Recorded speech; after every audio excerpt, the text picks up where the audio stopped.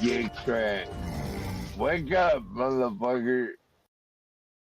You guys managing, your freight, your shipping, and all of that right now in the busiest holiday shopping season? Oh, well, thanks so much for having me today. It's great to be with you. So to answer your question, we prepare, frankly, all year for this holiday season. So we ensure that we have the supply chain and the capacity that we need to handle an increase in orders during this time period. First of all, one of the things that we've done is increase our workforce. So we've hired over 250,000 employees to help with the additional capacity that's needed to handle the demand. And of 250,000? 250,000. Are those temp workers? That's an insane number. It's inclusive of full-time, part-time, seasonal work. Globally, we have over 1 million employees, which is pretty amazing considering when I started in 2011, we had 50,000 employees globally. So we've grown quite a bit over the last several years, and we need to ensure that we have the capacity to handle the demand, as you mentioned. And by the way, I am very proud of the benefits that we do offer our workforce. Our starting wage on average is $22 an hour. The health benefits of an employee starting today are exactly the same as mine, and I've been with the company almost 14 years. And I think about the career development opportunities as well through our career choice programs. So a lot of opportunity there. When you have to hire that amount of workers for this kind of holiday season, is it warehousing? Is it logistics? Where do they go? All of the above, but primarily our fulfillment centers, which is where our orders are fulfilled. But we also have a transportation network and a middle mile and a last mile. So think of sort centers. We have an air haul network. We have final mile delivery services. And so any type of operation that is within our facilities, those are the roles that we're hiring to. And of course, we also provide jobs through other independent businesses that deliver on our behalf. So if we include for example, final mile deliveries through our delivery service partners. We have over 4,400 independent businesses that deliver packages for Amazon. And so they, of course, employ hundreds of thousands of drivers across the country. I don't even want to begin to ask you how you keep track of all these people and manage them. But it gets to a broader question, too, about the role of technology in all this. And we kind of always talk about Amazon as being an e-commerce company, but it's really a logistics company more than anything else. What newer technologies are being deployed this season that maybe you didn't have in years past that's going to make this a little bit easier for you? Right. Well, I know that you both have heard AI throughout the year this year, and we've incorporated AI not only for our customer experience, but for our employee experience as well. So, for example, if you go to our website for our customers, there's an AI-powered tool that we use now called Rufus. And if a customer has a question about a product or maybe some sizing, or maybe they're just looking for some gift ideas for a loved one, they can type in any question to Rufus, and Rufus will provide a couple of different responses and options for our customers. So I noticed Rufus the other day for the first time. I was like, who is Rufus and why is he on my screen? But it was hopefully Rufus was friendly. But it was somewhat helpful. I was trying to buy something and I needed to figure out some of the electronic stuff. Anyway, I don't want to reveal what I bought. But anyway, the point is when you use those tools as a consumer and you get the feedback, how does those tools then feed back into your side of it, meaning the folks who are fulfilling those orders, shipping them, et cetera? Are those the same tools? They're different tools. So we have tools that we use within our operations that are a bit different than what our customers see with Rufus. So an example of AI that we use under the roof, especially on the safety side, is our employees from the palm of their hand can input any type of safety suggestion from a smart device. And so it allows for a very quick response if there's anything that we need to address or take on their suggestions. I also think about the technology that we have within our facilities now. We just launched a brand new facility down in Shreveport, Louisiana. It's our most automated site that we've ever launched. It just launched a couple of months ago. And we've incorporated AI, robotics, automation. We have autonomous drives called Proteus that move carts from one point to another full of packages. That uses AI. And I also think about robotic arms that also move packages from one point to another. I just have to ask you, too, because prior to your current position, you basically helped to build the air cargo business at Amazon. I just want to point out, this is actually, I think it was yesterday or the day before, was the anniversary of when Bezos went on 60 Minutes a few years ago and unveiled these drones that were supposed to deliver everything. And I know those drones don't really exist, not enough commercial capacity here. Are we ever going to see that? So actually, drones are actually in use out of Phoenix, Arizona. So yes, it's a program. We're continuing to work on that technology. That is separate from our air haul network that consists of Boeing 767, 737s. But we're continue to iterate on the drone program, and we are excited that we've started deliveries specifically in the Tolleson, Arizona area. Give me some perspective of when you have a facility that has most robotics and AI, et cetera, versus more a traditional warehouse. What's the time saved, like per package, and how does that translate into actual money? Well, what I can say is that it's the amount of time that it saves our employees because it just makes their job simpler. So for example, when I first started in 2011, all of my employees that were picking orders walked from one point to another throughout the facility.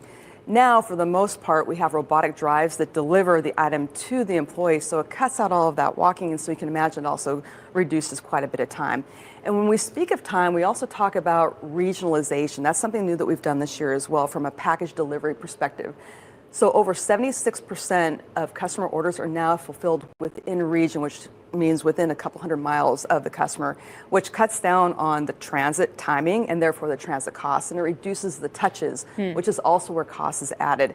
And so we've just become much more sophisticated through the use of tools such as AI and machine learning to help just get smarter with how we've placed more of our common popular products closer to our customers. So what's on tap for next year? The coolest thing we're going to be talking about in a year from now? Well, we're going to continue to lean in. Well, we'll continue to lean into robotics because that's still an emerging space for us. We're really excited about the future of robotics and automation, and we look to incorporate some of that technology and retrofit some of our existing sites to the extent that we can. So more to come in that space. The bigger question is, have you done your holiday shopping already? I still have some work to do. Are you allowed to shop anywhere else but Amazon? Yes. Okay. But I will say that we do have some great deals, and Cyber Monday is not over yet.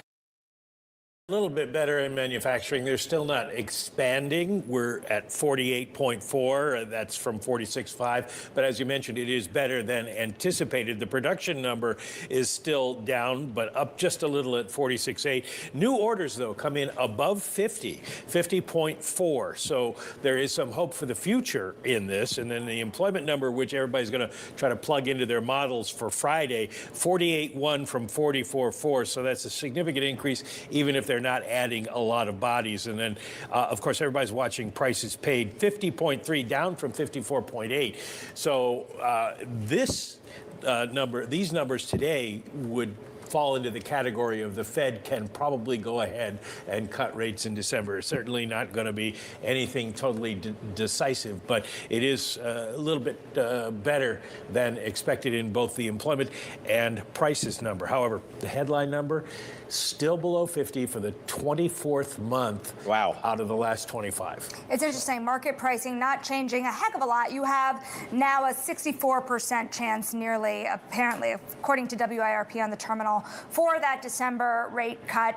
The big moment of the week is still at the end of the week, as you alluded to, with the jobs number. How does that picture start to change things? Well, once we go through the week, we will start getting, we'll get ADP, we'll get the ISM services employment numbers, and we'll get the jobless claims numbers, and all that gets folded into what people are expecting. But right now, the bet is we get a rebound from the dismal numbers in October with the hurricanes and strikes behind us.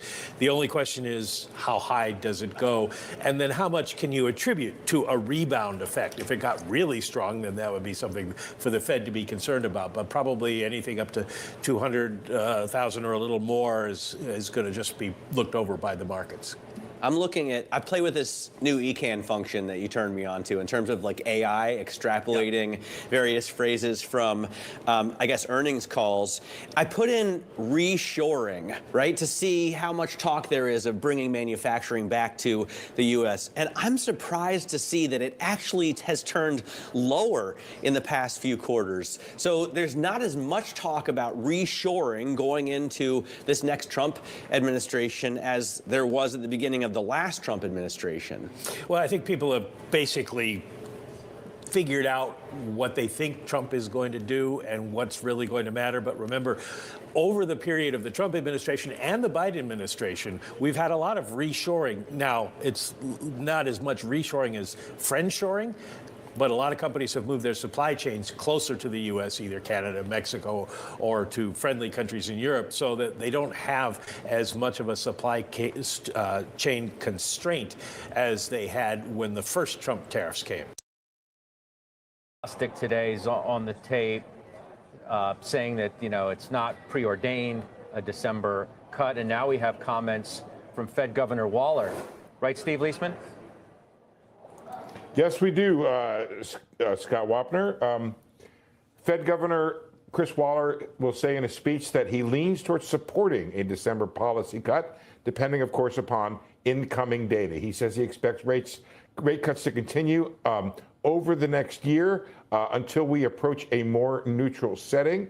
There's still some distance to go until they hit that neutral setting, Waller says. On the outlook for policy, he says policy is still restrictive. That is putting downward pressure on inflation. Cutting again means the Fed is not pressing on the brake pedal quite as hard, but still, he says, pressing on the brake pedal. As a December cut will not, quote, dramatically change the stance of monetary policy. There are some concerns he has. We'll get to those in a second. He says the speed and timing of cuts will be determined by economic conditions. Recent data raise the possibility, he warns, that inflation progress may have stalled. He says monthly readings on inflation have moved up, quote, noticeably, but he expects inflation to continue on the path to 2%, which is why he says he can support a cut coming in December, depending upon, of course, the jobs data this Friday. He mentions the JOLTS data tomorrow, also mentions the upcoming inflation reports and retail reports that are coming before the next meeting. He does expect a rebound in that November payroll data. The labor market, he says, is significantly looser, but still is strong. The committee could be skipping rate cuts, just a conversation you guys were having, multiple times on the way to neutral, assuming that next year's Fed forecast for a average forecast, that is a 3.4% funds rate, is still accurate. So Scott, he's on board with a cut, but says, hey, hang on a second. We do have some data between now and then, but he still seems to be leaning towards that December cut. And I will check for you the probabilities that are now 10 points higher as a result of this for December. We went into it at 60.8. We're now at 70.3 to be precise. And I can't do the math on all of it, but it does seem like that has kind of also raised the probability of a March rate cut down up to 48 from 43. Less so down the road, Scott, but 10 points higher now on that December cut after Waller's remarks. Yeah. I mean, do you feel like, Steve, at minimum now, we'll just have a more vigorous debate in the room about maybe December is going to happen, but certainly after that. I mean, if you take, Bowman and against Waller and maybe some of the others, you're going to have more back and forth maybe than you've had over the last many months. For sure, Scott. But interestingly, I think the market is priced for that. If you look at the way it's priced, has that December cut with a 70% probability. It's not a slam dunk, but it's closer to a dunk than anything. And then they have the pause built in the futures market for January. That gives time for a lot of stuff to come through. Remember, we had that pop, that pop at the beginning of last year. Now, that could cut both ways. You may have a new round of beginning of the year rate price hikes come through, but you also have tough, easier comparisons with last year that could bring down the inflation rate. So they'll get a chance with the market built in for January, the pause. They'll get a chance to get a little time to figure it out. Remember, you don't have another hike really built into the structure here. I can't do the math on the fly here. You were at 55% going in. It looks like you're like 57, call it 60% for May. So you don't have another cut built in till May. And then one other thing I want to check for you, which is the 1 year from now, the November 25 Fed funds contract, that's 382. So what do you want to say? If they bring it down another quarter, that brings you to 438. So there's another, call it 20, 40 basis points built in over the next year. So the way the market is set up, you get a cut in December, and then you get this kind of very intermittent cutting going on. Then you can battle over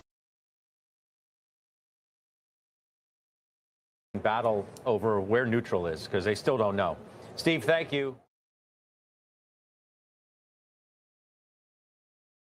All righty. It's December 2nd, 2024. All right, what's up, man? Making big moves, player. Yeah, Wigga, John. Making the big moves. We got H-bar pumping. So if you're into crypto, H-bar. If you're into stocks, you got SMCI. You had that one? Shit, I've been pumping that thing all freaking 2 weeks for now, man. Oh, god damn. Finally. All right. All right, here's my gains. So let's see. Took some profit.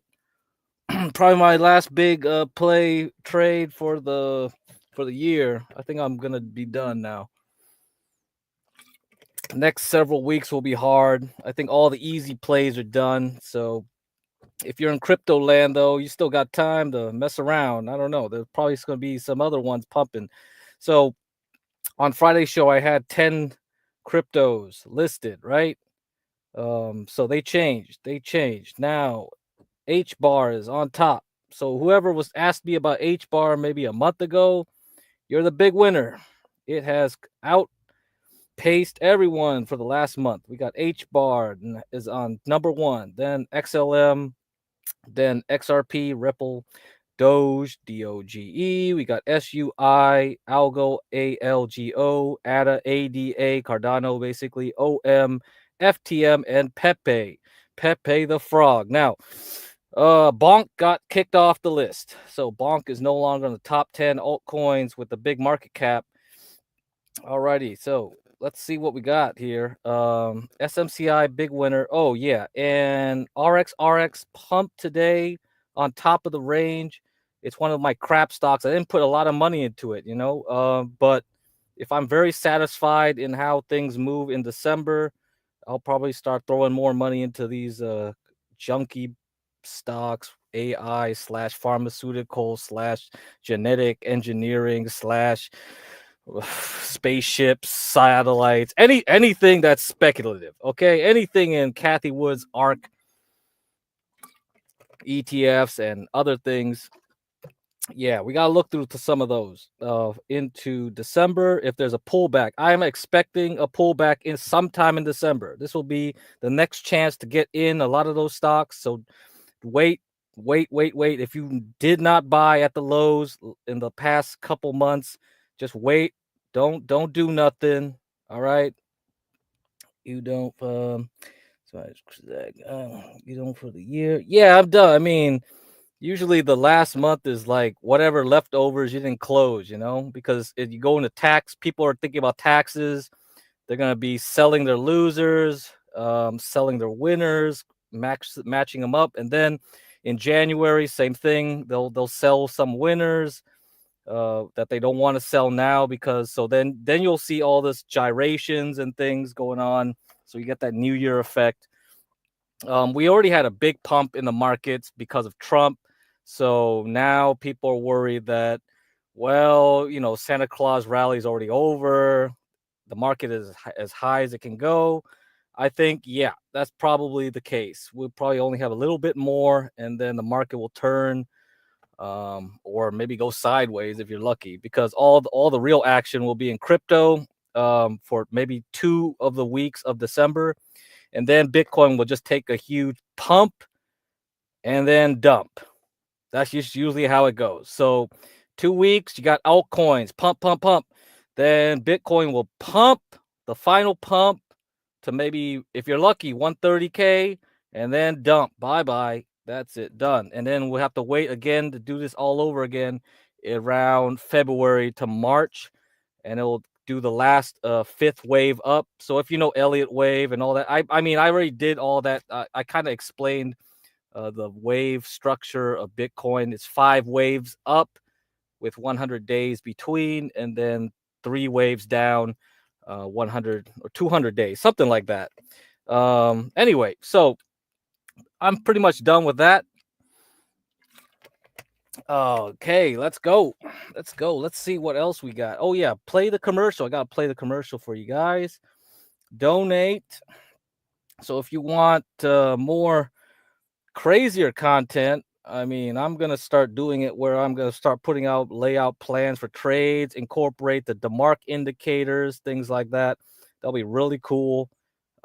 I think the DeMark will be really useful for stuff like crypto and petty stocks and things like that have wild moves, and you can't really tell when they exhaust their extensions. Yeah. Feel like I should go. Feel like I should go. Feel like I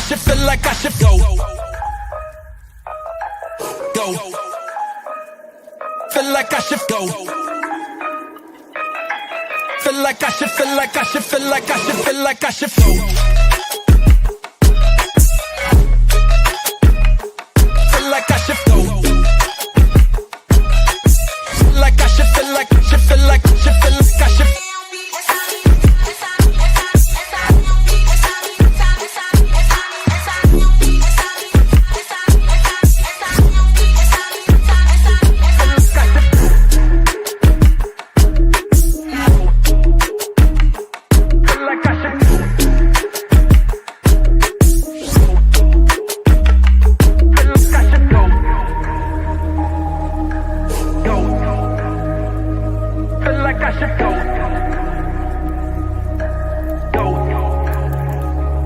feel like I should go.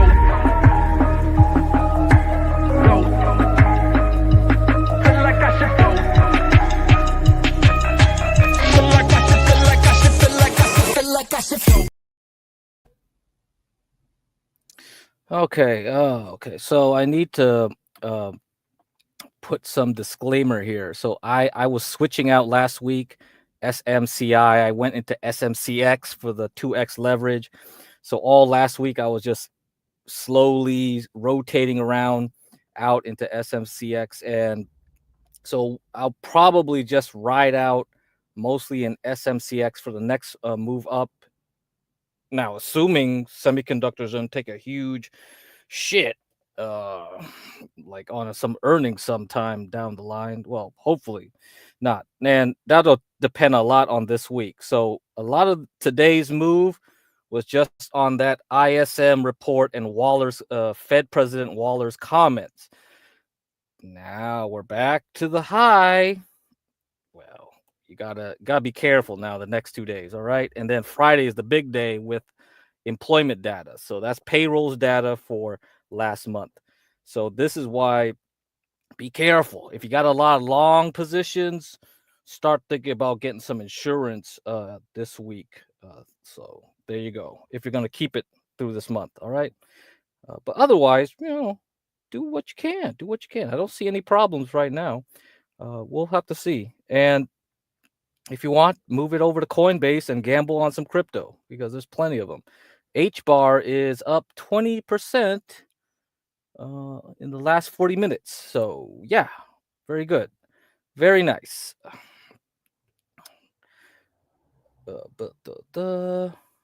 You could have got cheaper puts today, bro. Anyway. Yeah, well, that's relative depending on expiry. Okay, all right. Let's look at some stuff today.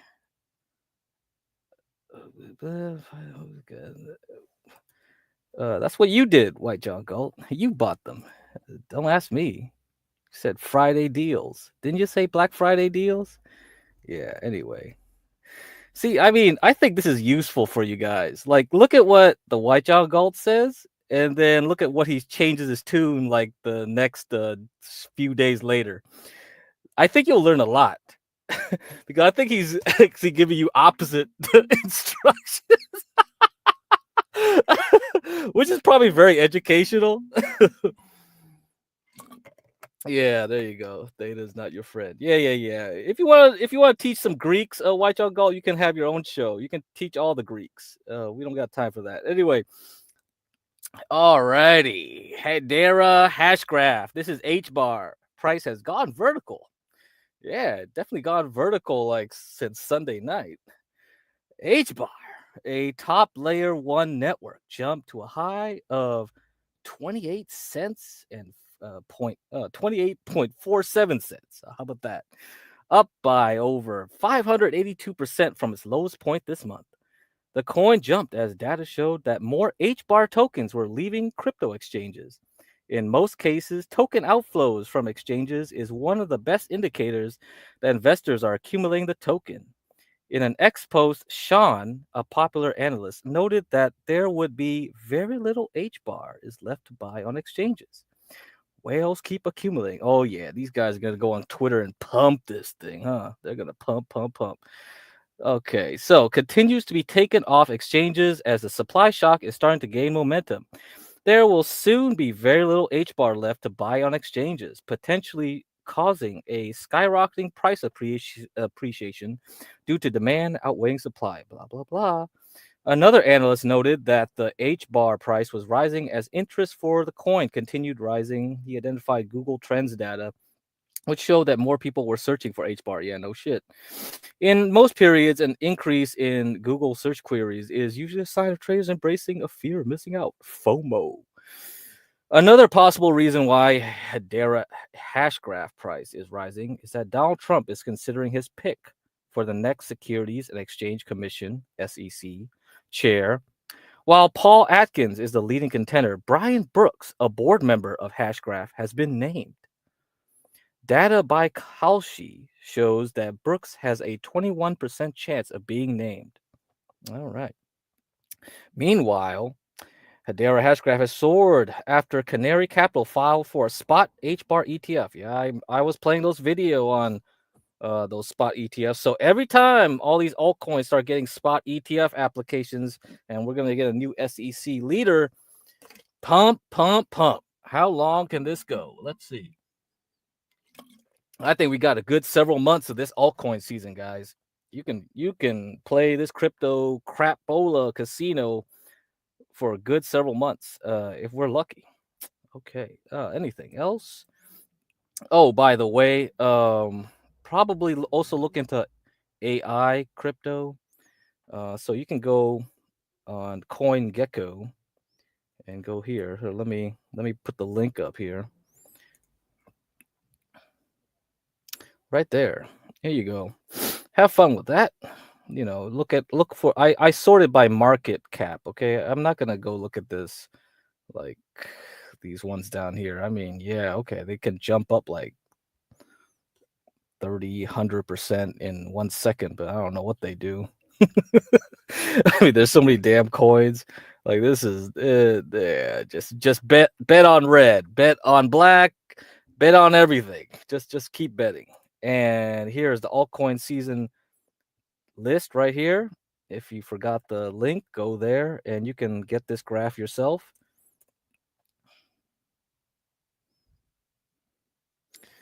Very nice graph. They give you the winners and losers, and it's updated on real time. And you can see we are in now officially altcoin season. We broke above 75. So on Friday, I said like, yep, it's above 50. It's probably climbing forever to above 75. Now we're here. We are now in altcoin season. So have fun with that. Okay. All right, let me play the next video. We're going to talk about retail again. Retail sales for Black Friday. Let's see what this guy says. Oh, let me find that video for you. Let's see how many consumers were buying. Shoppers spent nearly $11 million online, up 10% from a year ago, according to Adobe. Cyber Monday shopping is underway as we speak. Let's bring in our next guest to talk about some of the key trends. Michael Zakur, Five New Digital founder and author of The New Retail. The NRF just named Michael in its list of influential voices impacting retail in 2025. If you were to write three headlines, what would it be this year, Michael? Healthy exuberance, healthy spending, and a bright outlook going into the holidays. Is that different than irrational exuberance? I guess it is different. It's justified, right? I think irrational exuberance is expecting things to be better than they are or something bubble-ish. I think people are feeling really good about their wallets. They've seen, employment is steady, inflation is coming down, and people are really ready to spend on themselves and their friends and relatives this holiday season. How many times have we heard about the demise of the consumer this time around? And it's been greatly exaggerated every time, I guess. Every single time. The headline that I've been dealing with for over a decade is it's the retail apocalypse. And I've maintained over the last decade, and it's certainly these last 4 years, that we're experiencing a retail renaissance. There are more places to buy more things in more ways than any time in human history, and the numbers back it up. And so we have traditional channels like physical formats that have really changed and become more immersive. But now, not only online can you buy from marketplaces like Amazon and websites, but people are buying through live streaming. They're buying through cross-border. If we look at what TikTok and Shein and Temu have done, it's really just an amazing time to be in the retail industry. If you were only cared about deals, and I saw some videos, which we look forward to every year. I guess we shouldn't. People waiting outside the door, and then the mob scene and the fights and everything else that goes on. With so much being online now, can you find all the deals online? Do you not have to go get involved with that at the stores, or does it still help? Not necessarily. A lot of the great deals are online. But if we look at who's done really well over the season so far, Walmart's come out a clear winner in all of this, and people are spending in their physical stores. They're spending on Walmart.com. Also, if you look at the off-price retailers, they generally don't sell online, or maybe 2-3 percentage points or 5. But people are going into places like TJ Maxx and Ross and Burlington, and they're digging in the piles and enjoying that treasure hunt. So I think we're seeing healthy spend inside the physical formats as much as the e-commerce, but the e-commerce as a percentage of the whole has grown fantastically. Can you point to what Target did wrong? Yeah, so I think Target's fallen back a little bit. If we look back 6 years ago, Target was actually ahead of Walmart in terms of how they were integrating online, offline technology and supply chain for what we call the new retail format, to build an ecosystem. So I think they fell away from that. They stopped investing at the same time that Walmart went all in. I mean, so Walmart now has a marketplace. They're on Roblox. They have their own virtual world called Realm. They do online, offline integration great. I mean, Plus, to be fair to Walmart, yeah. they've done that for quite a while, just in terms of building up an online advertising business that's making a significant amount of addition to the bottom line, too. Yeah, that's it. They've built that perfect new retail ecosystem. The other thing that Walmart has going for it is they're less focused on discretionary items, and Target was more focused on discretionary. But when I look at Target's leadership and underlying numbers, I think they're going to have a really strong 2025. I think we're going to see them come back. All right. Well, that was good, I guess. Pump, pump, pump. Americans still want to spend. All right. Let me see what we got here. I'm going to do some scanning today. Do some scanning. Okay. Let's do some scanning. So I use stock charts to scan for the industry. Okay. If you remember from my October streams, I made this script. And I'm going to see what we got. What we got today. Let's run it. Okay, run my scan. Let's see, what's the top sector here? Industry group. Tires. People buying a lot of tires, for their cars. I guess it's recovering. We also have renewable energy equipment. Yeah, that's starting to rise. It's recovering from Trump. Yeah, okay, that's correct. Automobiles, that's probably just an artifact of Tesla, so I wouldn't trust too much on that. We got auto and parts. I mean, parts stocks are doing well in general. AutoZone, O'Reilly, those are two ones that I like. Okay, but here, clothing and accessories. It's been going up since August. Nice trend. Consumer electronics. Yeah, okay, that makes sense. Personal goods kind of trying to rise. Footwear trying to go up. Gambling. Gambling and clothing. That's what retail seems to be likened to do. So that tells me economy is not bad. If they like to waste money on clothes and like to waste money on gambling, that's a strong retail environment right there. So that's a good sign. We've got some legs on this economy for a while. Let's see what else we got. Media agencies, advertising. Well, also a good sign. So ads are being spent. Internet, of course, yeah. Specialty retailers. Oh, specialty retailers. I'm guessing like Louis Vuitton. What other ones? What other specialty ones? I don't know. I gotta look into this one. Yeah. I know. LVMH is one I like. Yeah, that's a good stock. I wonder what other specialty retailers we got here. Like Nordstrom, I guess. Yeah, right. Let's see. Toys. Oh, toys going up. Oh, also another good sign. Yeah, spending money on toys. Personal products still stuck at the bottom. Okay, nothing there. Media, consumer goods. Yeah. Broadcasting, entertainment. Yeah, okay.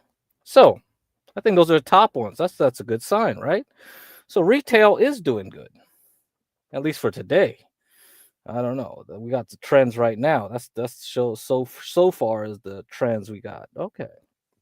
So I think it's all good, very good to go over every industry group, every sector in the S&P 500 and discover what's in there to find new opportunities to buy stocks. That's one way. That's why we have to do the scanning stuff. That's one of the things I got to start doing for you guys into next year. So every week we go over that thing, and that'll help us with the rotations. If we want to use ETFs or something like that and have some basic investing portfolio strategies just using ETFs, which is hard.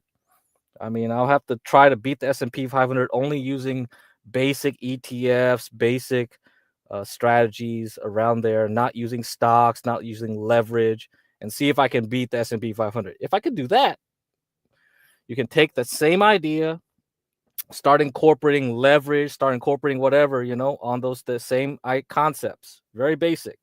So you just need to have the idea to rotate. This is the most difficult thing to try to do. People, it's like me jumping around from stock to stock trading. Okay, whatever. But for most people that just want to do some basic rotations every month or every quarter and try to beat the S&P 500 over time, somebody that's like mostly, you ever did cover? No, I never did cover calls. I mean, that's pretty good for insurance, but yeah, I never did those. I never did any of those option stuffs. I'm pretty lazy. I should know that though, like at least doing those basic ideas. Yeah. And in any case, yeah, something that simple, it should be done because that's very accessible for a lot of people that have very little knowledge of the stock market.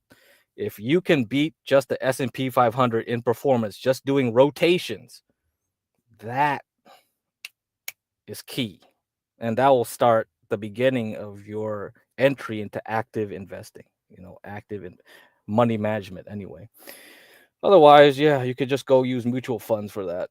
See if they can beat you. You're going to have to try to beat the mutual fund. That's what you're trying to do. It shouldn't be that hard, I don't think. Okay, next video we got. Let's see what we got here. I got a lot of Intel videos. That really, I was gonna have a stream this morning, but I was like, nah, I'm gonna wait till tonight because I had to look over all the little Intel things because there was a big news on Intel. Intel CEO is gone. So that was one of the stocks I was looking to buy for long term with my profits this year. Intel, Boeing. Like I needed a couple more blue chips for my long-term portfolio, and I was waiting on them. Boeing looks like it hit the bottom. I was waiting for Intel to drop the next shoe, and they fired their CEO. So let's see what happens in the coming month, huh? Maybe it'll drop back down or lower next quarter. I don't know. So this is going to be interesting. So next quarter we'll have 2 CEOs instead of 1, 2 co-CEOs. This just reminds me of the whole Apple thing all over again. The stock would just keep getting punished until they find the new CEO. Yeah, Apple, which I got like what, back at like 1 penny or something, way back when they went bankrupt, or it was going to go bankrupt. No, those were the times. Those were epic times. I don't think Intel will get to that point. That I don't think anybody would say like, oh, Intel's about to go bankrupt, but it's pretty close. It's almost the same. You get enough bad press, they'll push the stock down to crazy valuations. That's always a thing. Okay. Let's see. So next one is chatbots, then Elon, then Intel. All right. So okay, now we're gonna talk about chatbots. Chatbots is the next video here.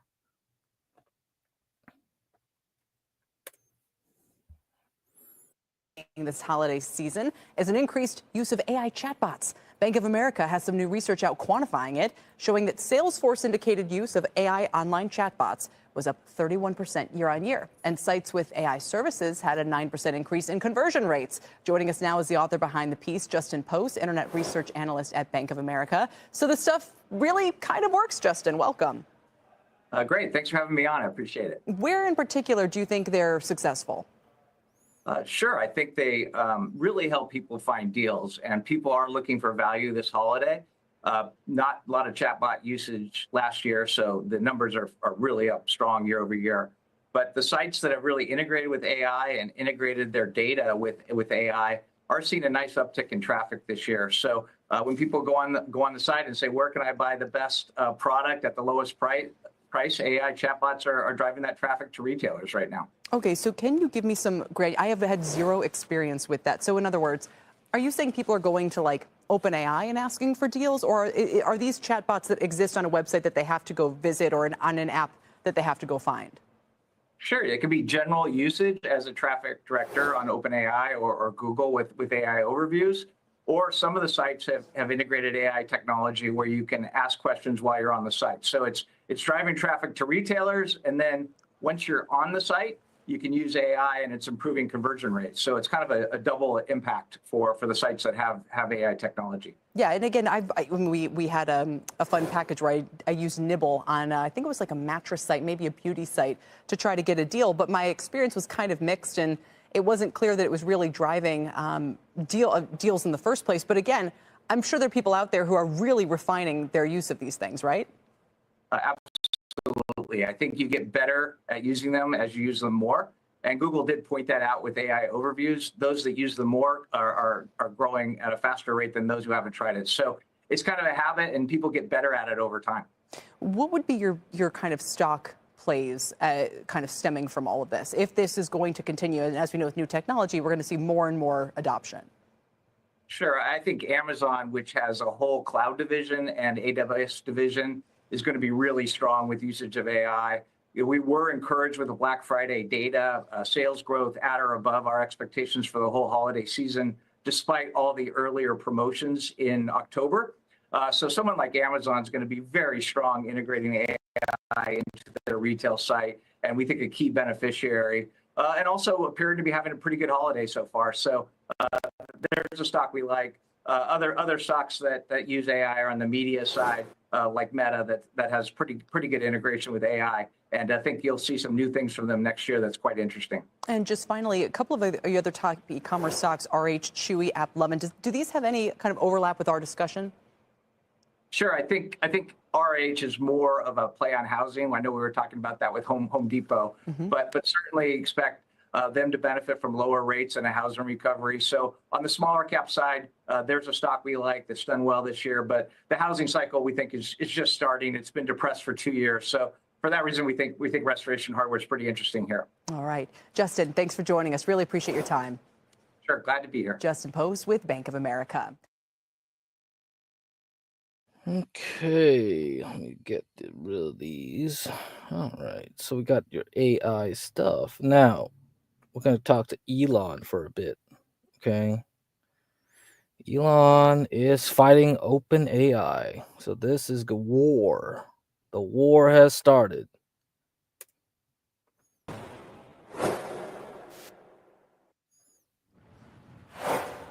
Elon Musk asking a federal court to stop OpenAI from converting into a for-profit business. Musk's attorneys filed for a preliminary injunction Friday. If granted, it would halt OpenAI's plans to convert into a fully for-profit public benefit corporation. The injunction also alleges that OpenAI prevents its investors from funding competitors, including Musk's xAI. The filing seeks to block that practice. In a statement, an OpenAI spokesperson said Elon's fourth attempt, which again recycles the same baseless complaints, continues to be utterly without merit.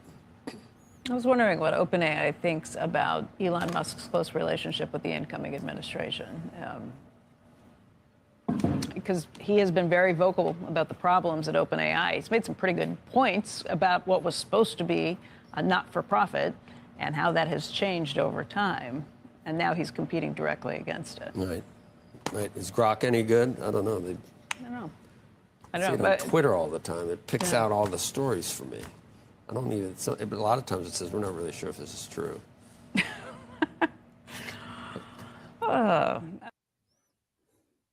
Elon Musk asking a court to temporarily block OpenAI from becoming a for-profit entity.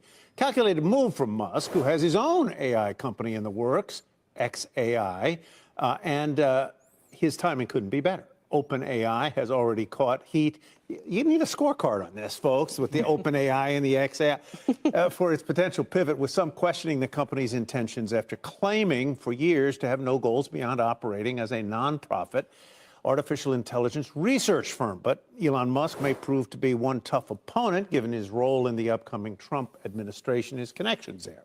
Here to help us make sense of all that is Malo Santo, CEO, XIA, and CNBC's technology correspondent, Steve Kovac. Also with us is Nancy Tengler. X, welcome. It's good to see you again. What is going on here, and why is Musk involved in this? What is his stake here? Why does he oppose OpenAI going into a for-profit status? Yeah, well, first, it's good to see you. Thank you for having me again. I think the core challenge here that we're seeing with this Elon Musk lawsuit is the fight over the ownership of who actually owns the IP that OpenAI created while it was a nonprofit. It's well known that Elon Musk bankrolled a lot of those initial investments and developments that he gave, I believe it's $44 million in its first 5 years as a nonprofit. And by lending his name and his expertise, he was able to attract a number of industry partners and leading research scientists to come to the organization. I read through the 86-page lawsuit that was filed, and in there, he gives examples of, right before he separated from OpenAI's board, of him vehemently denying wanting to turn into a for-profit structure simply because, hey, I bankrolled you guys for the first 5 years. Why would I now let you go be for-profit and then I don't have any ownership stake in what was created? I think his quote was that he said he was giving away startup capital for free, right? And so now as OpenAI has taken all of this intellectual capital that it's built and spread those assets across a number of for-profit entities, the question comes into play as to who should own it. Should Musk have some type of controlling stake in the IP that was developed or not? And so we're seeing this play out in real time, where he just filed the injunction the other day to try to force a court to stop it transitioning. Now, the interesting thing is that the nonprofit structure that OpenAI has will still exist under their proposed restructuring, but the controlling governing body will turn into what's called a public benefit corporation, which will require them to both consider societal harms and profit needs in balance. And unironically, this is the same structure that Elon Musk has inside of xAI. This is also the same structure that Anthropic has, which is home to another major OpenAI competitor, Claude. And so the question becomes, is it really truly about the intellectual property and who should own it? Is this something petty? Is this something that is being played out? And I think we'll have to see what the court decides. Well, Steve, what do you see it as X sees it, basically? I mean, it is very deep involved and gnarly. Yes, and let's look at the timing of what's happening here and what happened on Friday.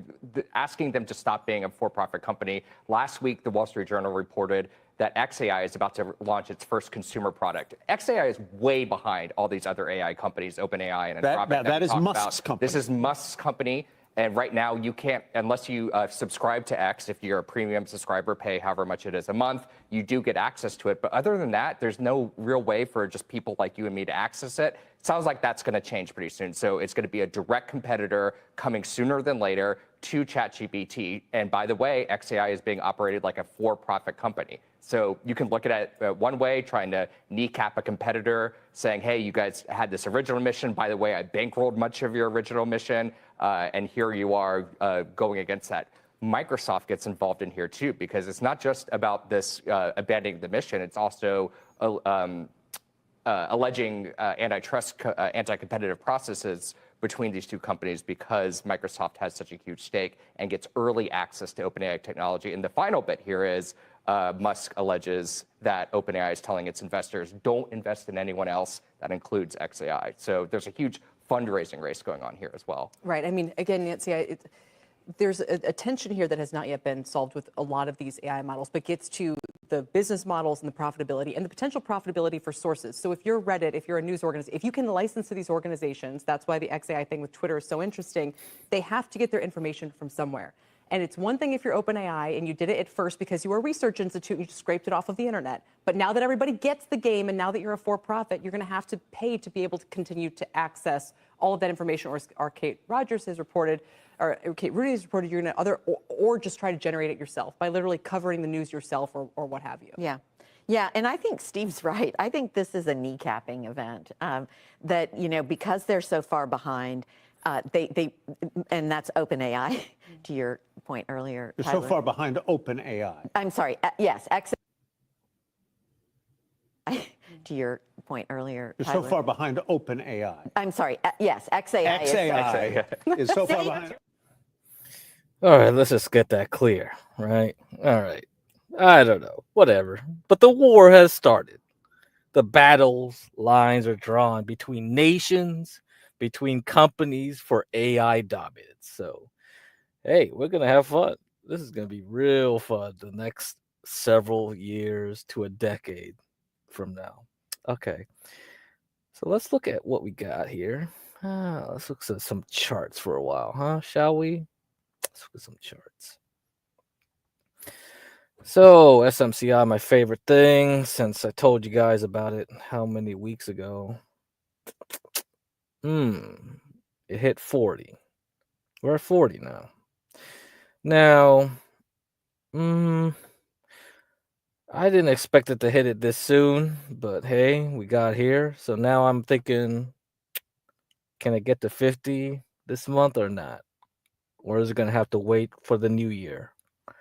Good question. Good question. Because we're all dependent on SOXX. It's still at the bottom.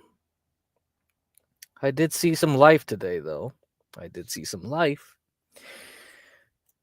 ASML. Pretty good. Is it finishing up a bottom? I wonder. ASML was one of those stocks that started a bigger downtrend from October. Since July and then October. So this is kind of like, well, is it done? Is it finished? I wonder. Now we have Intel too. So now the next several videos, we're going to discuss Intel. What's this thing going to do? Is it going back to 20 now? We don't know who the new CEO is. What's going on here? Oh, man. But the big boy in the room is Avago. Broadcom, basically. Broadcom bought Avago. Thursday, December 12th is the earnings. Well, guess we gotta wait till then. So these are big question marks. Big question marks on how the NASDAQ is going to do. Because NASDAQ is right back at the high again from November 11th. Well, if it's going to go higher, I don't think software is going to do it. Software is probably done for the year. So that means the only way that's going to drive it is semiconductors. So either SMH, SOXX. I'll tell you this, looking at NVIDIA, I don't know if this thing is trying to make a new high or not. I don't think so. So then it's up to Avago and all the other laggards to try to make it up. So that's a tall task. Tall task.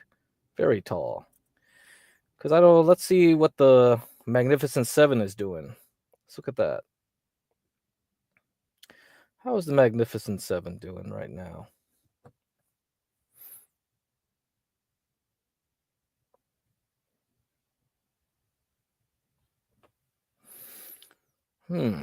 Yeah, we're back at near the highs here as well.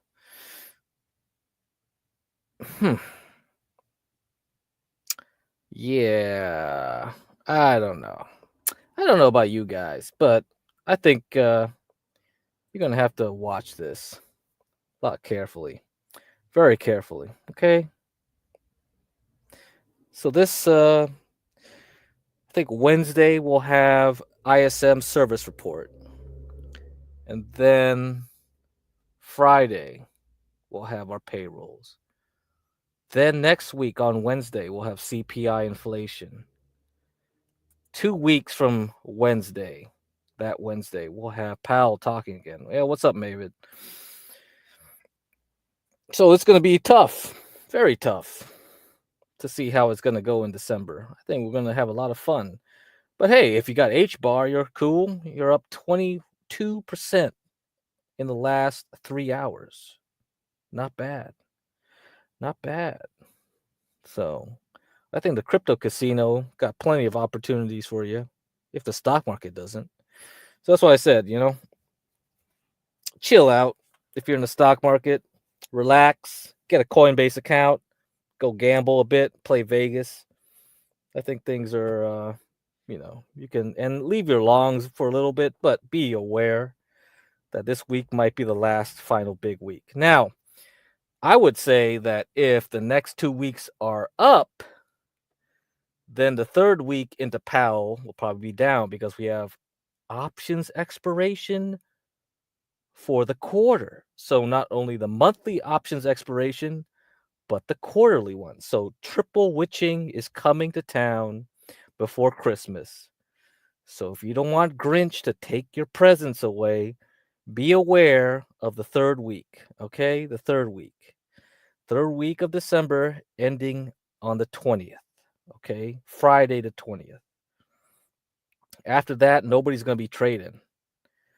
Nobody. So the last exciting day will probably be the 23rd of December when they clear out all the options.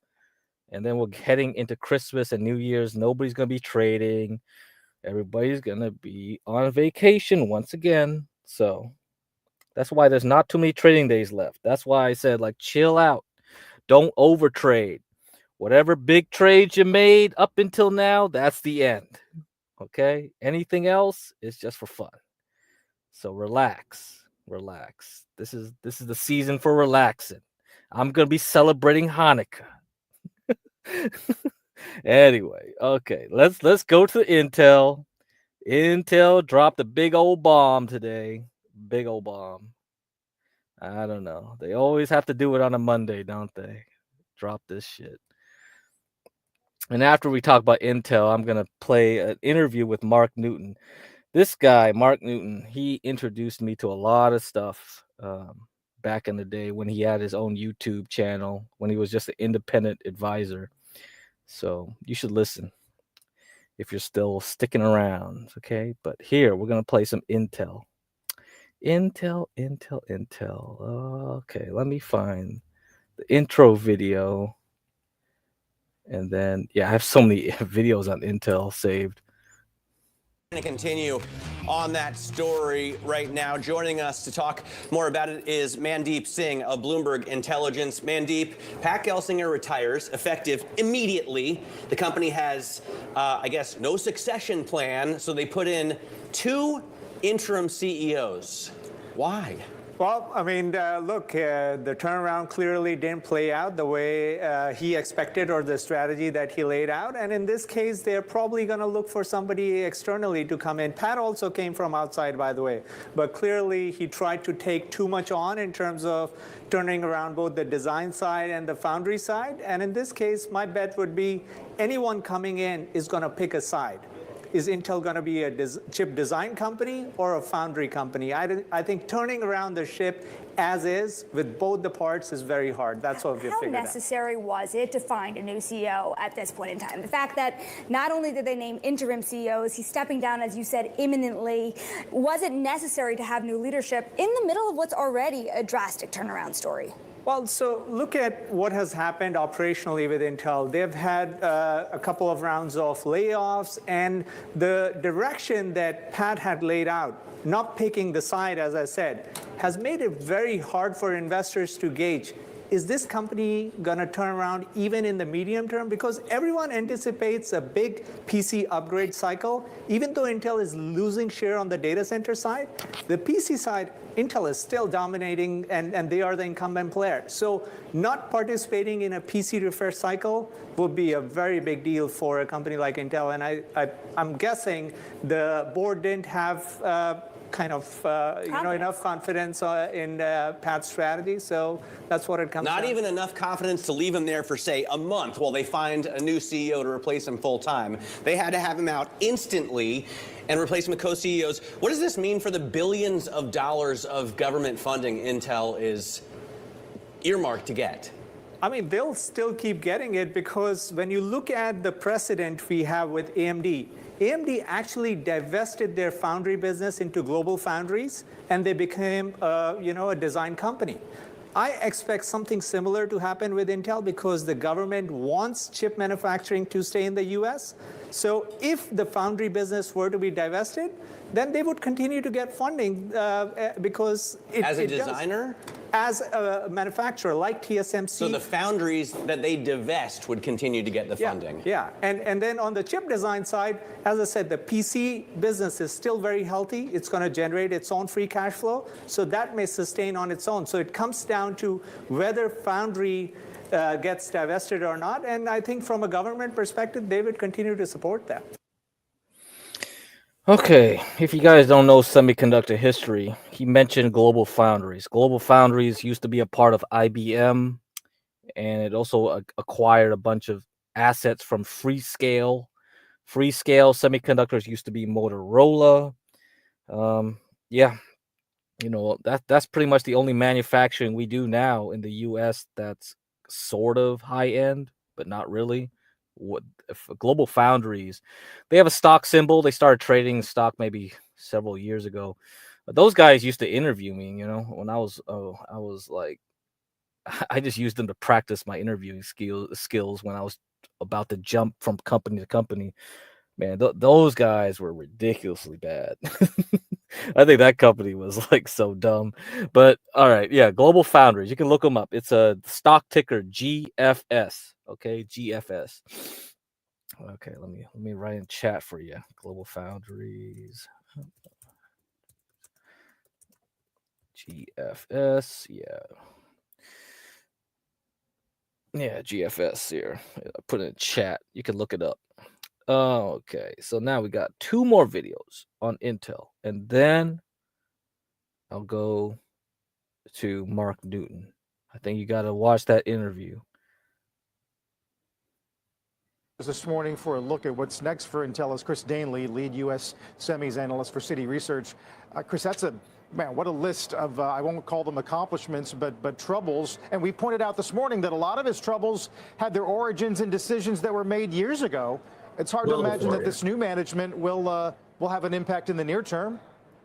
Yeah, I mean, I think there's 2 things going on. Clearly, he's the fall guy. And in our opinion, a lot of the problems recently have been caused by the insistence on the foundry business. They're still losing billions every quarter in the foundry business. They had a big step down in margins over the summer. I think the clock started ticking on Pat when that happened.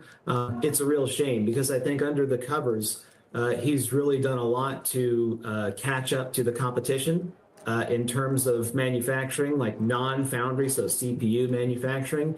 And as it stands right now, we think there's a pretty good chance that they draw even or close to even with TSMC by the end of next year. So it's a real shame that he's gone. But now we're going to look for the new CEO. I hope as an American, right, who has a vested interest in American semis doing well, I hope that the next CEO has the technical and manufacturing chops and Intel know-how that Pat did, because when he was hired, we said publicly we thought he was the best guy for the job. So it's big shoes to fill on the manufacturing side. Right.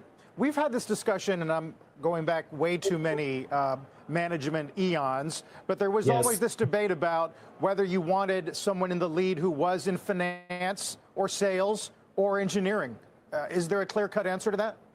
Yeah, I think, we saw what happened when they put a finance guy in charge, and Pat had to pick up the pieces from that. Leading edge manufacturing in semis is a very, very technical, intense position, right? And I actually think that, the new co-CEOs, Dave and Michelle, would agree that they need a technical person, not necessarily a finance or a salesperson. So I'm big fans of both of them. I've known Zinsner for a long, long time, have the utmost faith in him. When he was hired by Pat, we said it was the CEO, CFO dream team. So I think as long as those 2 are in charge of the new hire, I think they're going to get as good of a person as they possibly could. So you maintain a neutral and a 22 target, am I correct? Yes. So our take on Intel, our call on Intel for a few years has been very simple. if they continue to pursue the foundry business, we think there is a very slim chance of it succeeding. Like Lloyd Christmas, Dumb and Dumber. So you're saying there's a chance, right? Like that's slim. If they get out of foundry, we think there's a path to $4 or $5 in earnings, much higher gross margins, and it's really as simple as that.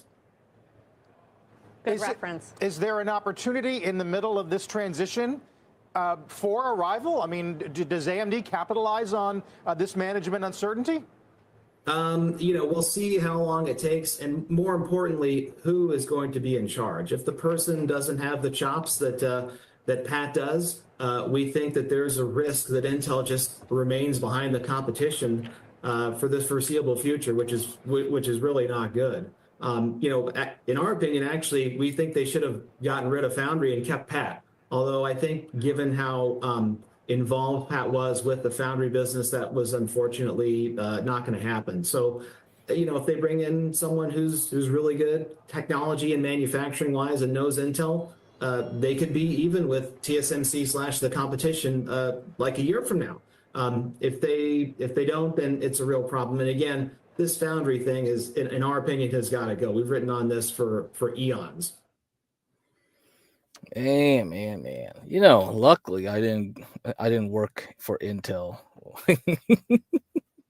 I would have got that job up in the design research gig, doing the CPUs and stuff, doing their high-end CPUs. But I got an easier gig, and I got better shares because the shit company I work for, the shares actually went up. So picking out your future is so hard. It's so damn hard. You don't know where things turn out to be. Some things might look good in the front, but maybe they won't. And I think, a lot of my friends probably did end up going elsewhere by now. A lot of them did end up in Intel, but at the beginning when they graduated. But I think they moved on. Well, hopefully they moved on. I don't know if anybody wants to stick around that shithole company. That company is poison, politically poisonous. Let's put it that way. All right, one more Intel video. All right, I got tons of these damn Intel videos, but Roland of Susquehanna. Chris, what's your take? What is Intel's path forward? Is this a value stock? It's certainly not a growth stock. So I believe that they had some sort of a setback here. It could be guidance for the quarter. It more likely, though, is a setback on their 5 nodes in 4 years. That was Pat's plan. And perhaps even 18A, more specifically, their next big node, that may have slipped here. And this puts everything kind of into jeopardy. This does not seem like this was something that was planned. It seemed a little bit more sudden. I think Pat was like ride or die Intel. He was ride or die American manufacturing. And so my guess is that something slipped here. It could have been in the roadmap, and this puts kind of the whole Pat plan in jeopardy. So you mentioned the quarter, and could it be because the quarter was bad? The current quarter, I'm assuming. I mean, the August quarter was horrendous, and so for you to say that the current quarter is something went wrong, that means it's horribly wrong, considering in that August quarter they cut their guidance for the year, they cut their workforce by 15%, they suspended the dividend. I mean, you name it, it was terrible news that day. Yeah, it was an awful update. And like I said, Pat may be leaving because of the December guidance. I do think, however, it's more likely about manufacturing, more likely about that roadmap, and 18A perhaps slipping as well. This was his thing, 5 nodes, 4 years. And so if that doesn't work, he doesn't work. Intel's plan of becoming the next manufacturing American giant, that doesn't work either. I think that's more likely it rather than guidance. So, Chris, it's Tim. Thanks. This gets us then to kind of that question we were getting to earlier about the philosophy, but it really gets back to, and I think one of your competitors has a statement up there that they need a technologist to solve technology problems. And I'm curious if that's what you think too. And really, it gets back to who are they? What are they going to be here? Yeah, I think the path forward here, back to Melissa's question, is to break the company into two. And it's to break the product or design part of the company away from manufacturing. Manufacturing is going to be low multiple, high value. You're going to have to inject CapEx. Perhaps you can even sell part of the design/product business to inject capital into the foundry part of this. But the design part of this, and perhaps the part that Qualcomm is interested in here, is quite valuable. But for some reason, AMD has a $250 billion market cap and Intel only has 100, even though they still have majority share in both servers and PC over AMD. So I do believe that there is value there, but it's being completely masked by this manufacturing business that is something like a relic of a decade or two past. Oh man, it's a relic. Oh well. Guess it's going to the global foundries path it is. I guess everyone wants to think that way. Okay, let's see here. Intel should have amped up their GPUs. Well, I saw their first attempt at doing discrete GPUs in the Hot Chips conference in Stanford, and if you go there and look up Larrabee, the Larrabee project, what they were doing was tying a bunch of little x86 Pentium cores together and then saying that was a GPU. So if you look at that, that's designed by politics because they could never get away from x86. Everything had to have x86 compatibility. Everything had to have some kind of design that they could replicate from some team in some back basement somewhere in some design center. So this is why big companies have a lot of problems when they don't get rid of the chafe. You got to get rid of that dross, the trash, the rubbish. Otherwise, yeah, you're not going to go anywhere. You're going to start lagging behind. And this was like probably 15 years ago. And, the chickens have come to roost. So let's see what happens in the future.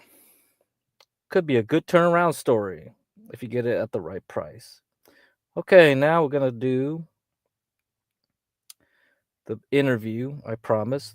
Is anything else that's worth talking about right now? Let's see. I think I might well talk about some of the space stocks. So I'm very interested in some of this. So Planet Labs jumped up today on some news. I don't know what it was that was so important. And after hours, it was up 10%, as far as I could see.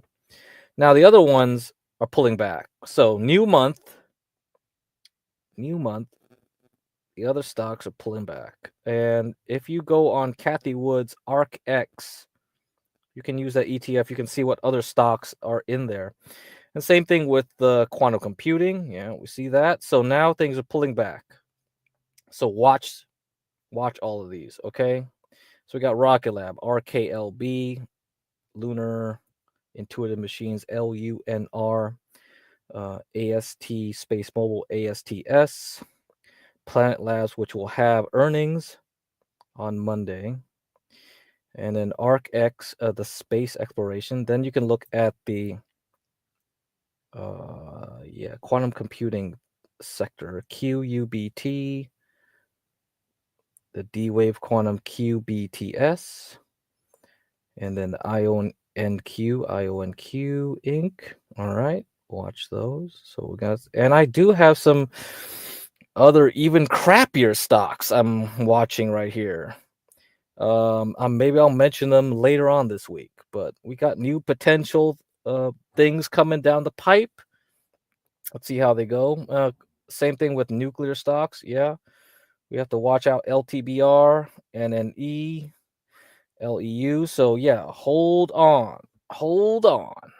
Maybe something's coming down that We can get some good entries on them for next year. AOI tried to get to some new highs, but I think it's going to pull back to AOI. NVTS, and I might add AEHR to the NVTS. So these two stocks right here, the bottom feeder stocks, they are actually, they do silicon germanium, something like that, for EVs. So I don't know. This is kind of like they're good for trading. I really don't, but yeah, they've been beaten up so badly. Now it's kind of like going to the new year. You're kind of like, worth a shot. Maybe they're worth a shot. But since after Elon was like, oh, Tesla doesn't need too many of these silicon germanium chips, we're gonna do something else to avoid paying too much of these specialized chips, silicon germanium semiconductors. They had like, these things took a crap. So, but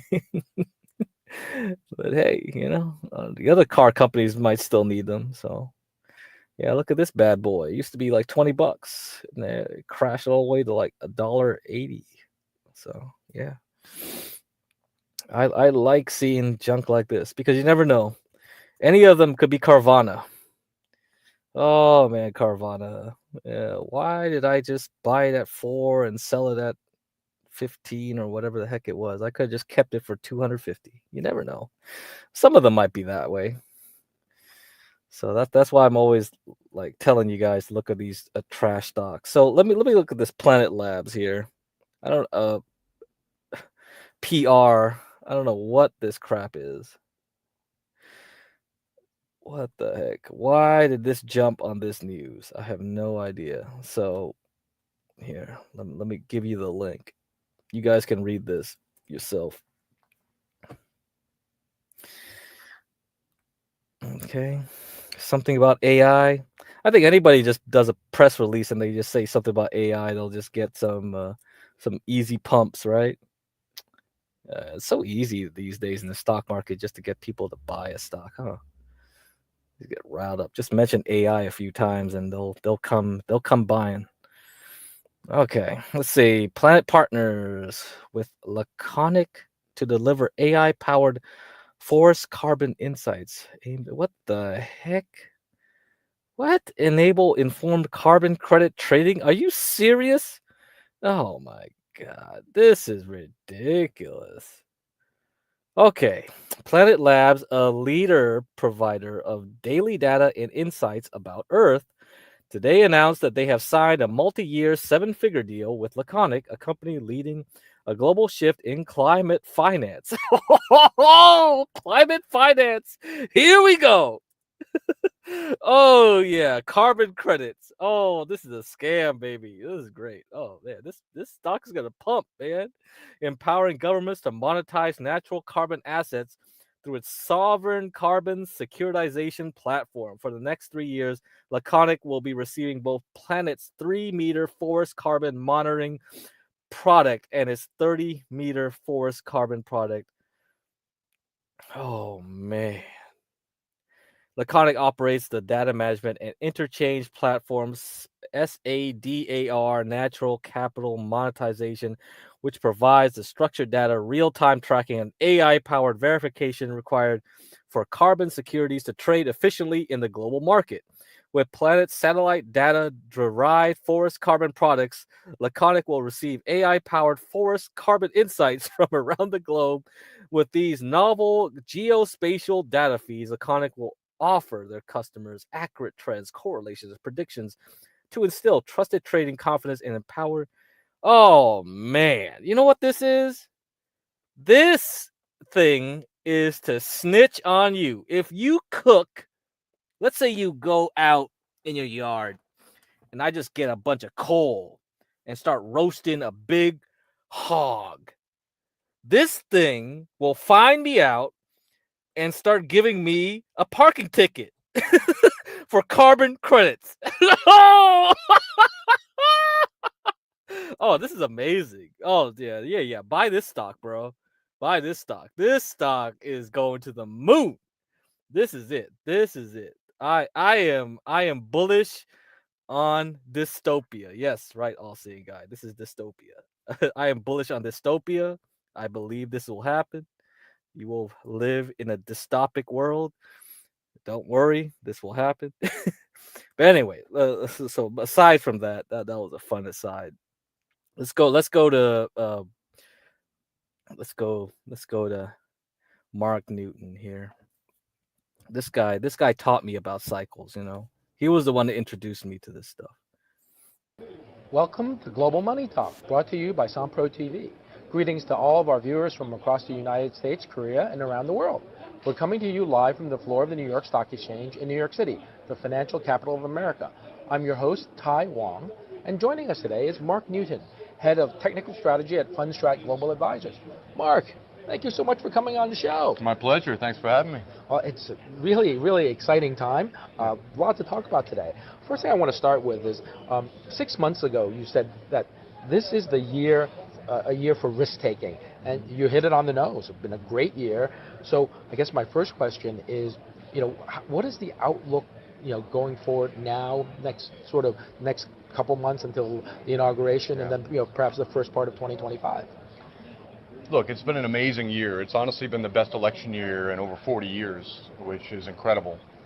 Election years typically tend to be quite bullish, as well as pre-election years. We're heading into a year that has a potential of not being as good as this year, and it's important to recognize that normally the first and second years of an administration can be not as robust in terms of returns. There are a few things that have cropped up that are actually a little bit of a technical problem. We have seen some breadth deterioration of late that I think needs to be addressed. Like technology, honestly, has not really participated to the extent we'd like to see really since the month of July. And so we've seen many popular breadth gauges start to pull back. Look, the market is in a seasonally good time of year. Usually November, December are some of the best times of the year, but we've already rallied about 15% off the August lows in about 15 weeks, so about 1% a week. We rallied August, September, and October without really skipping a beat. So a lot of those gains are already in the market, and we started to show a little bit of evidence of slowing down of late. So the real question is, can tech participate and help get us there between now and year end, or do we need some consolidation that might happen in the early part of December? The bigger picture, though, is that the market is still intermediate term in very good shape. And heading into 2025, I do anticipate that we'll see, further gains. We should be able to push up to hopefully levels right near 66.50 or so, which would be about a 12 to 15% gain from here. I think the first part of the year has the potential of being much stronger than the second half. And so that's just based on my own cycles that I look at. So perhaps a 10% gain, 66.50 in the first half, and then a second half, maybe some consolidation. I do suspect we'll get consolidation.